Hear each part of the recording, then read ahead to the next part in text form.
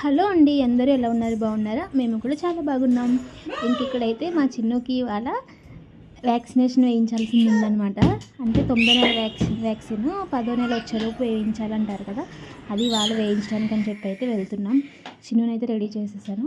ఇంకా కిందకి దిగేటప్పుడు ఇది కింద వీధనమాట, చాలా పెద్దగా చేసేసారు. ఇక్కడంతా ఆల్ట్రేషన్ చేసినట్టున్నారు. వీధంతా చాలా బాగుంది ఇప్పుడు.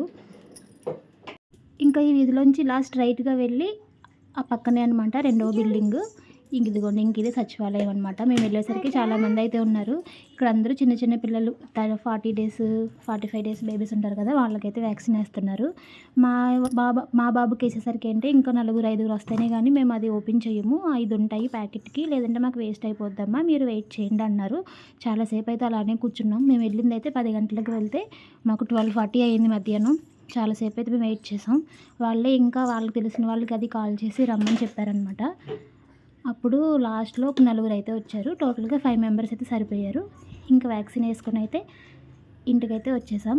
వ్యాక్సిన్లో నాకు ఒక డౌట్ ఉంది. ఏంటంటే ఇప్పుడు మా బాబుకి 9th మంత్ కదా జరుగుతుంది, కానీ అక్కడ వాళ్ళు 10వ నెల వ్యాక్సిన్ అంటున్నారు. నాకు అది అర్థం కాలేదు. అంటే 10వ నెల వచ్చేలోపు వేయించాలా, లేదంటే 10th మంత్ బేబీ వ్యాక్సిన్ మా బాబుకి వేసారనేది డౌట్.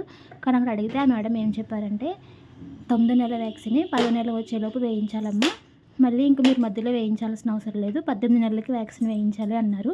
కానీ నాకు అక్కడ చెన్నైలో ఇచ్చిన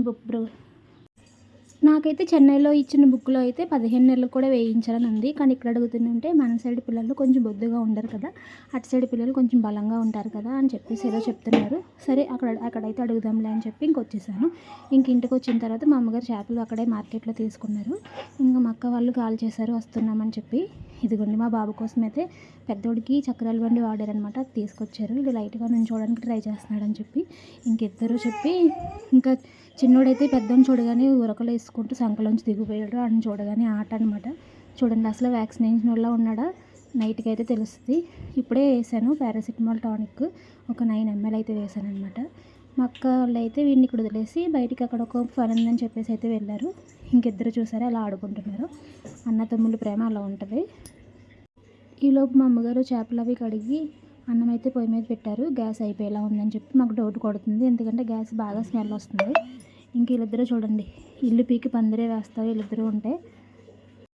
ఆడికి ఏది కావాలో ఈడికి అదే కావాలి, ఈడికి ఏది కావాలో ఆడికి కూడా అదే కావాలి. ఇంకా పిల్లలంటే అలానే ఉంటారు కదా. ఇంకా కొవ్వొత్తులు చూసారా, నామరూపాలు లేకుండా చేశారు 3 కొవ్వొత్తులను కూడా. ఇంకా వీళ్ళతో ఇలా ఉండగా ఇంకా మేము అక్కడి నుంచి వచ్చేటప్పుడు అయితే మాకు ఇక్కడ ఈ ట్యాబ్లెట్స్ అయితే ఇచ్చారు పెద్దవాళ్ళకి అని చెప్పి. మేబీ ఇది ఫీవర్ వచ్చినప్పుడు వేసుకోవడానికి అనుకుంటా. సరే అని చెప్పి తీసుకున్నారు మా అమ్మగారు. ఇంకా మా చిన్నోడికి ఆనందం ఆగట్లేదు. అక్కడికి ఇక్కడికి ఆ లోపలికి ఈ లోపలికి తిరుగుతున్నాడు. ప్లేస్ తక్కువ ఉండడం వల్ల వీడికి ఇంకా ఆడుకోవడానికి అయితే అవ్వట్లేదు. ఇద్దరికి కూడా అక్కడక్కడే తిరుగుతున్నారు ఇద్దరు.